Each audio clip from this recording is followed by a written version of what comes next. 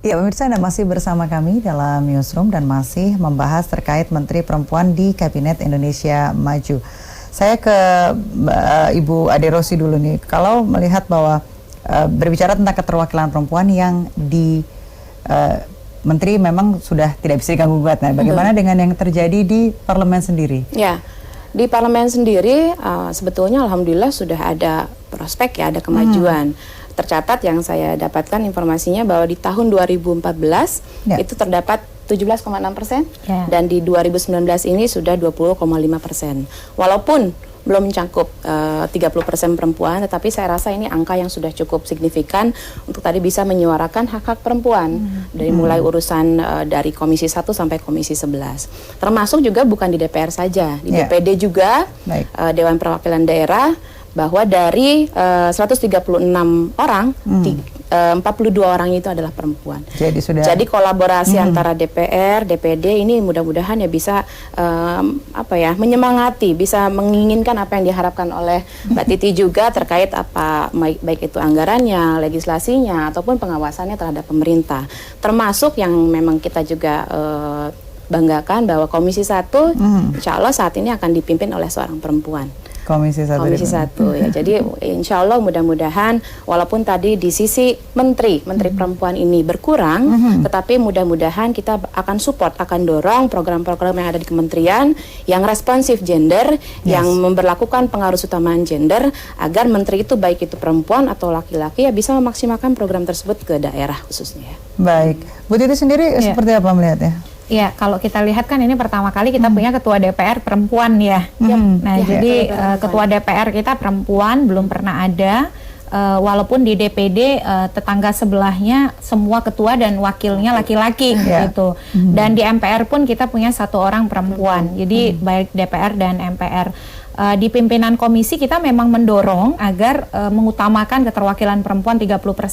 Ini bukan karena maunya kita saja civil society, tetapi ada putusan Mahkamah Konstitusi tahun 2014 uji materi Undang-Undang MD3 bahwa MK mengatakan dalam pimpinan AKD baik komisi maupun badan itu mengutamakan 30%. Mengutamakan itu artinya apa? Itu kan jadi prioritas ya. Namanya juga kalau mengutamakan, kalau kita ada tamu pasti yang kita utamakan makanan-makanan yang baik yang akan kita suguhkan begitu. Nah, kita senang bahwa misalnya partai seperti Golkar menempatkan perempuan terbaiknya di Komisi 1. Dan mudah-mudahan tidak berhenti di situ. Nanti di posisi-posisi ketua dan wakil ketua lain juga akan diisi oleh perempuan. Tetapi memang menjadi catatan bagi kehadiran perempuan, dia itu tidak berpolitik ansih berpolitik. Dia punya juga namanya pesan etik dan moral. Karena kenapa ketika dia hadir sebagai politisi perempuan, eksistensi perempuan di politik juga ikut dia bawa gitu. Makanya kalau kita lihat politisi laki-laki melakukan sebuah kesalahan politik, itu tidak ada yang mengkait-kaitkan yaitu memang ini laki-laki bisa begitu dan lain sebagainya. Jadi jenis kelamin itu tidak dibawa gitu. Tetapi kalau perempuan hadir di politik, maka hal-hal yang berkaitan dengan identitas kelaminnya juga ikut dibawa. Misalnya kalau ada kasus gitu kan, ini politisi perempuan ini, nah itu selalu yang menjadi beban yang juga dibawa oleh para politisi perempuan kita. Makanya di sini sisterhood antara yang di dalam dan yang di luar, kolaborasi antara perempuan politik yang ada di parlemen dengan juga gerakan yang ada di luar untuk saling menguatkan menjadi sangat penting. Karena mereka juga menjadi bagian yang kita harus berkolaborasi sehingga kerja-kerja mereka memang teraktualisasi di dalam kebijakan yang juga punya dampak pada penguatan hak-hak perempuan. Gitu. Baik, Bu Ade Rosi, kita kembali terkait tentang 5 menteri yang memang bertugas untuk periode ke depan begitu. Ini ada Ibu Retno Marsudi, terus ada juga Ibu Sri Mulyani, ada Ibu Siti Nurbaya Bakar, ada yang baru kita kenal ada Ibu Ida Fauzia dan juga Ibu Gusti Ayu Bintang. Nah, ini kalau 3 yang sebelumnya mungkin kita sudah pernah tahu. Nah, bagaimana kalau menurut Ibu sendiri yang 2 menteri ini begitu, Bu? Ya, setahu saya dengan track record yang memang publik tahu begitu. Setahu saya karena kalau dengan Ibu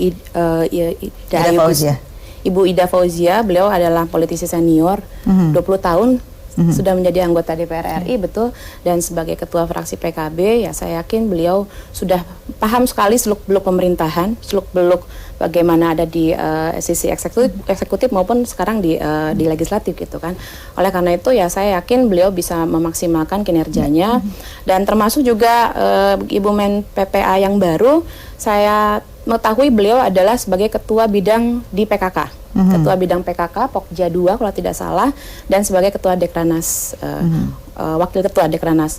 Oleh karena itu program-program kemasyarakatan, program-program pemberdayaan perempuan sebetulnya beliau sudah lakukan hal tersebut. Tetapi mungkin saya tidak terekspos oleh media. Tetapi sebagai saya orang di daerah di Provinsi Banten sering sekali berkomunikasi dengan beliau bagaimana program-program pemberdayaan PKK di provinsi ataupun di kabupaten kota bisa berjalan, dan beliau memberikan masukan-masukan yang baik kepada kami.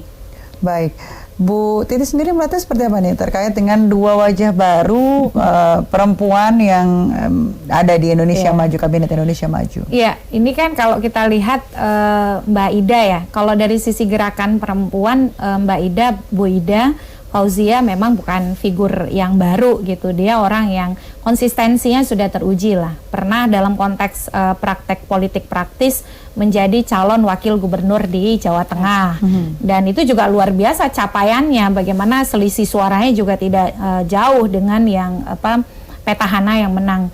Lalu kemudian di DPR memimpin organisasi besar Fatayat NU dan lain sebagainya. Tetapi memang yang menjadi pertanyaan adalah meskipun kalau kita tahu Kementerian Tenaga Kerja ini selalu diisi oleh politisi PKB gitu, seolah-olah itu menjadi khusus untuk PKB, tetapi Mbak Ida memang kita belum terlalu banyak dengar kiprahnya soal tenaga kerja. Kalau gerakan perempuannya tidak usah diragukan.